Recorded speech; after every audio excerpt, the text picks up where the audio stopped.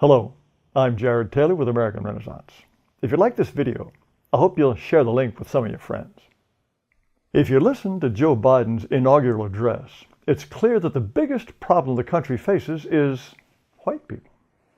Mr. Biden worried more about racism, white supremacy, nativism, and systemic racism than about COVID or the economy or anything else.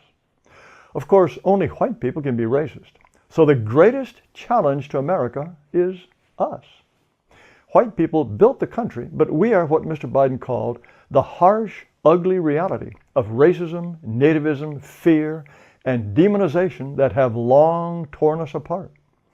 Mr. Biden also fretted that violence sought to shake this Capitol's very foundation. And that was racism too. As CNN explained, the Capitol attack was white supremacy. Plain and simple. PBS and National Public Radio reported that the Capitol insurrection was never about the election. It was about white supremacy. The people who broke into the Capitol weren't asking for segregated schools.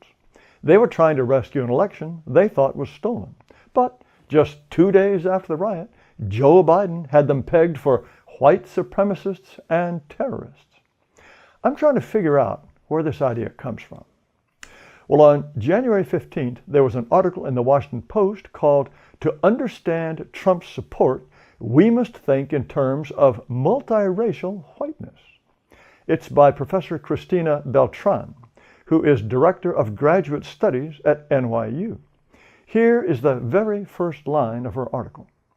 "The Trump administration's anti-immigration, anti-civil rights stance has made it easy to classify the president's loyalists as a homogeneous mob of white nationalists."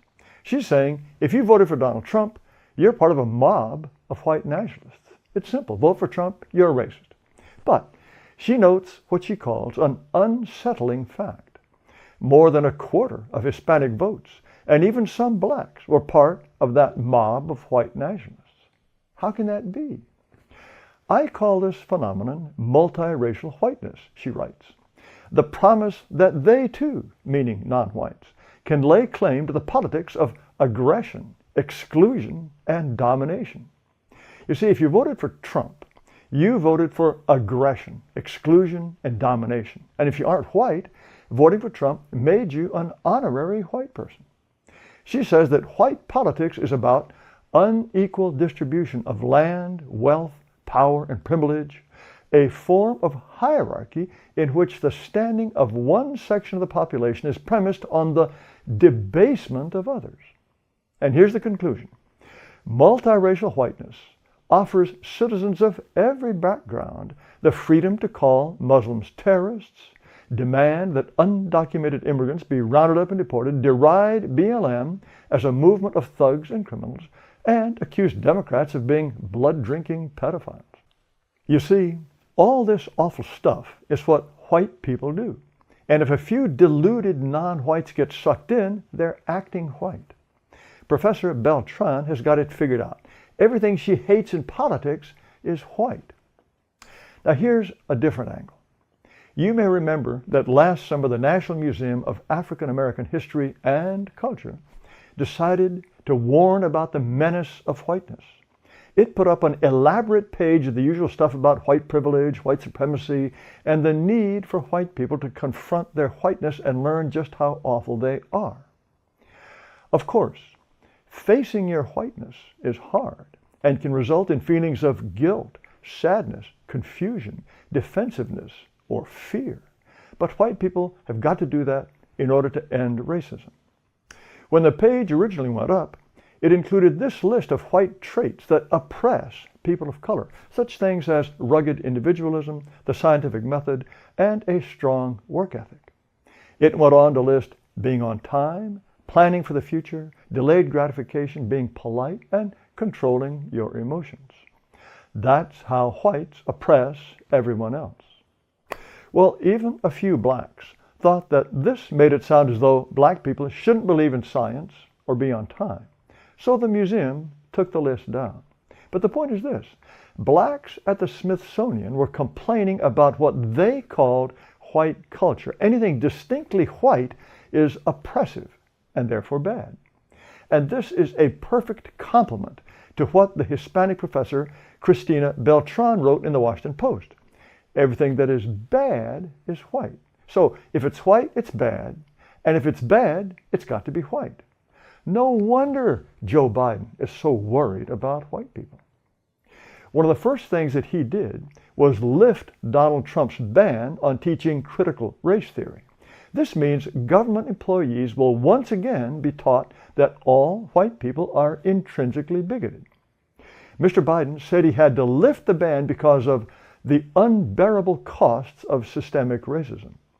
He also issued this executive order on advancing racial equity and support for underserved communities through the federal government. It says everything the government does has to be racially conscious because our nation deserves an ambitious, whole-of-government equity agenda. Equity. Watch out for that word. As Kamala Harris explained in a campaign ad, equitable treatment means we all end up at the same place. Equal opportunity isn't good enough. Equality merely means everyone gets the same chance. Everyone gets a box. Equity means the government may decide to take away your box and give it to someone else. And as a practical matter, this means discrimination against white people.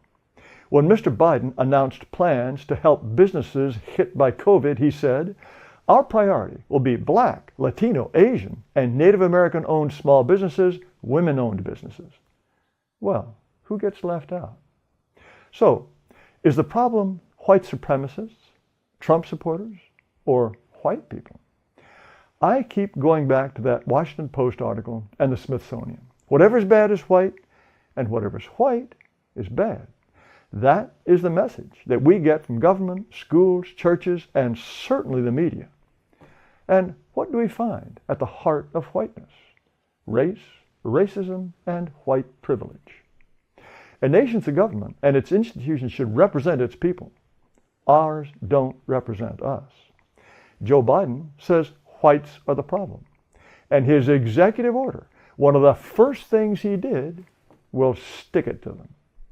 The president looks like us, but he doesn't speak for us. He speaks against us.